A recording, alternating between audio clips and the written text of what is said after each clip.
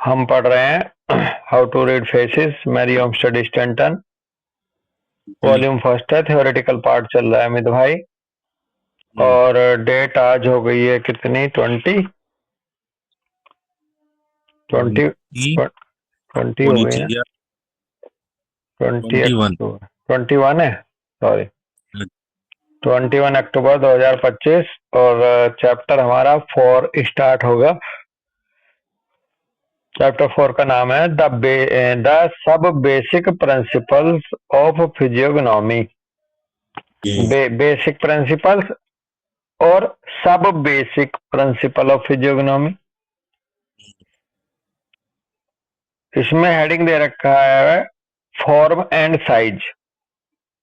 किसी का स्वरूप और किसी का साइज। साइज और आकार और स्वरूप। करें whether we accept the doctrine of evolution और not, we must with the vast array of evidence in organized life before us admit that there is a singular unity of action influencing the method of nature। Standen कह रही है हम भले चाहे doctrine of evolution को स्वीकार करें या ना करें, we must with the vast array of evidence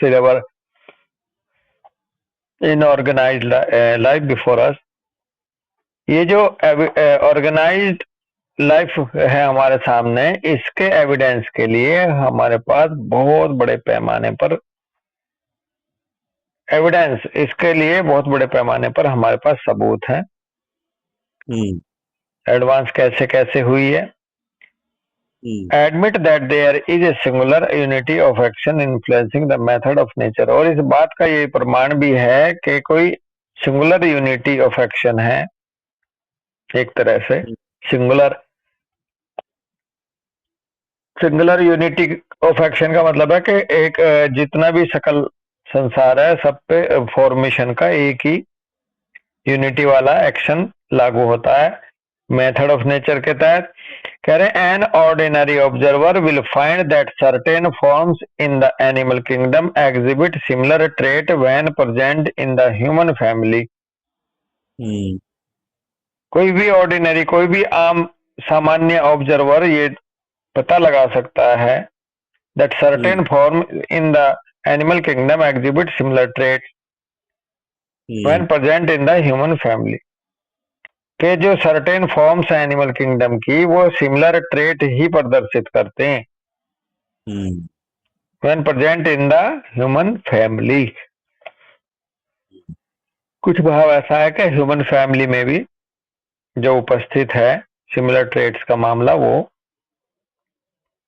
observe कर सकता है, चाहे वो किसी इंसानी परिवार के लक्षण हो जो, और चाहे वो किसी इंसान के या किसी एक प्रजाति के हों, उस रूप में वो महसूस कर सकता। कह रहे हैं the same general laws as to form size colour texture proportion and faculties are common to both man and the brute creation.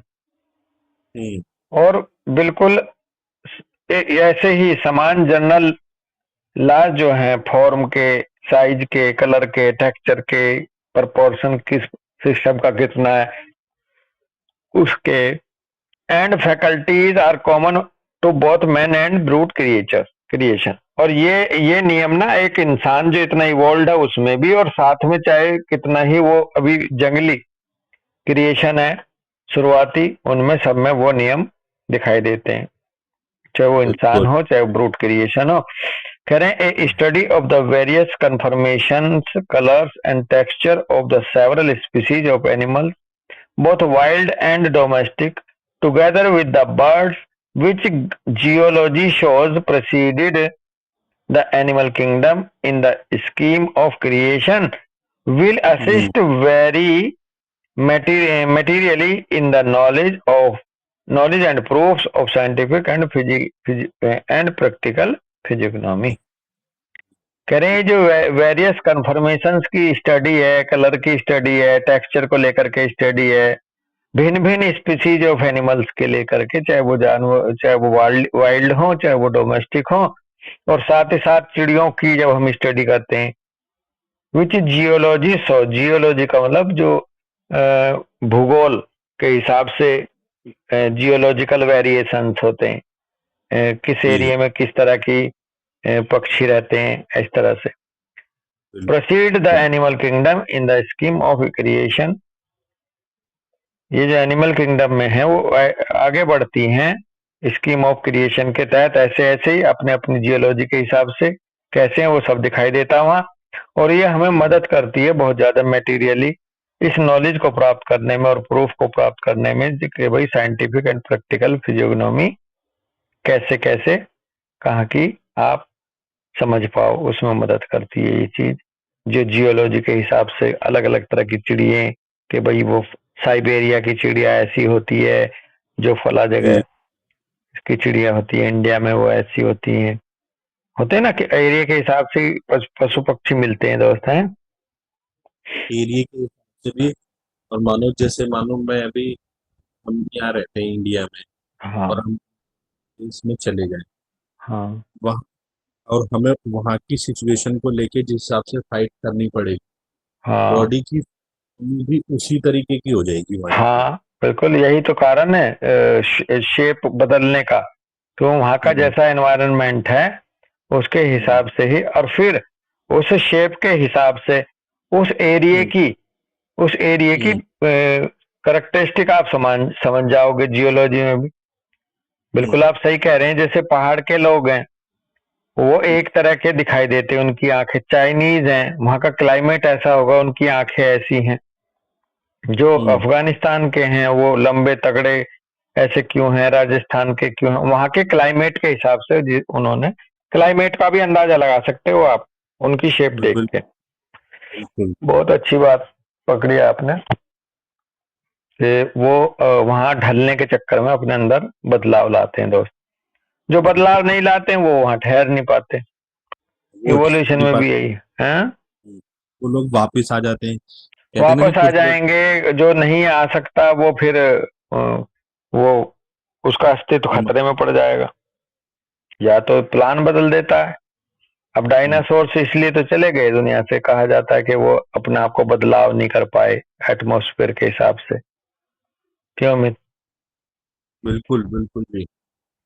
आगे कह रहे हैं, first as to form and size consider the hippopotamus, bulky अनवाइल्डली slow with large abdomen, small brain, thick hide, wanting in sensitiveness and useless for any practical purpose।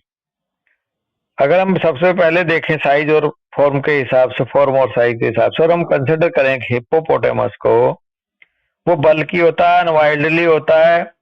अनवाइल्डली का मतलब वो उग्र नहीं होता, स्लो हम्म, रहता है, लार्ज एब्डोमेन है, स्मॉल ब्रेन है, थिक हाइड है उसकी, हम्म, वो और सेंसिटिविटी उसमें है नहीं, और यूजलेस है किसी भी प्रैक्टिकल पर्पज के लिए। To which formation of the human family does this animal correspond. तो कह रहे हैं कि इस एनिमल को ह्यूमन फैमिली में अगर जाके देखें तो वहां कहाँ पर इसको मेल खाती है, कहाँ मेल कर सकते हैं, कि कौन लोग किन लोगों को हम हिप्पोपोटेमस की करेक्टरिस्टिक से जोड़ के देखें। कह रहे हैं, if you have given attention to the preceding pages you will recognise at once all the general characteristic of the vegetative form.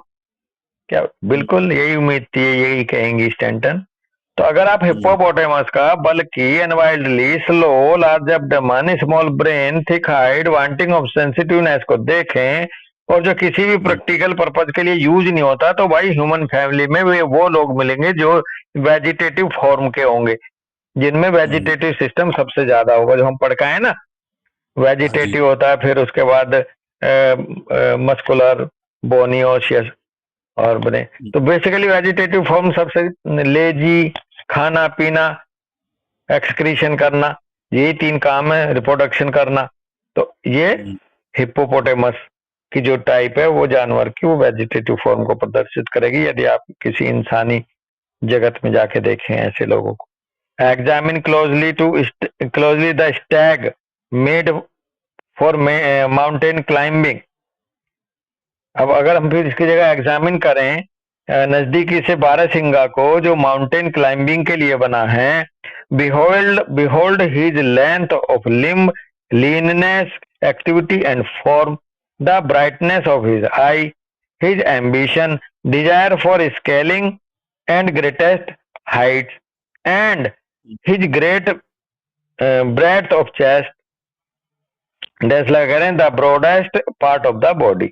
अगर हम एग्जामिन करें जियोलॉजी के हिसाब से का बात कर रहे हैं कि हम बारहसिंगा को देखें तो वो माउंटेन क्लाइंबिंग के लिए बना है और उसकी लंबाई उसकी इसलिए उसकी टांगों की लंबाई उसमें है, लीननेस है, एक्टिविटी है, ब्राइटनेस उसकी आंखों में है, उसकी एम्बिशन उसकी डिजायर अगर हम देखें तो उससे पता चलता है ये ग्रेटेस्ट हाइट की तरफ जाना, ऊंचाई छूने की इच्छा रखने वाला एक तरह से प्राणी है। उसकी छाती की चौड़ाई बहुत है। The broadest part of the body उसका छाती है। He is here there and everywhere in a moment, और वो कभी यहाँ कभी वहां हर जगह वो रहता है अपनी गति की वजह से। बारहसिंगा वो सुस्त तो है नहीं। Does not dwell long at one place or pursuit, एक जगह रह नहीं सकता एक स्थान पर बहुत ज्यादा देर तक। His lungs and heart must be well developed to give the proper for such activity, और अगर देखें उसके ऑर्गन्स की बात तो उसके लंग्स और हार्ट जो है उसके बहुत अच्छे डेवलप रहते हैं स्टैग के, बारहसिंगा के, तभी ये ताकि इन एक्टिविटी को पावर मिल सके।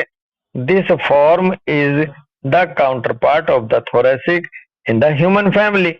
तो अगर हम इस फॉर्म को ह्यूमन फैमिली में जाके देखें बारहसिंगा की तो वो मिलेंगे थोरेसिक सिस्टम वाले, है जी। तो अभी वेजिटेटिव फॉर्म भी बता दी, थोरेसिक फॉर्म भी बता दी, और आगे दूसरे एनिमल्स बताएंगे तो उनमें दूसरे सिस्टम्स की प्रधानता कैसे है, कैसे मैच करते हैं, वो सब इस तरह से स्टैंटन हमें समझा के चल रही है भाई, ताकि हम इंसानों में देख सकें कि भाई इसमें कैसी कैरेक्टरिस्टिक है अमित। बिल्कुल जी बिल्कुल जी, और बताएं। और सब बढ़िया क्लास। चलो यहीं रुकते हैं फिर, है। हाँ राम राम।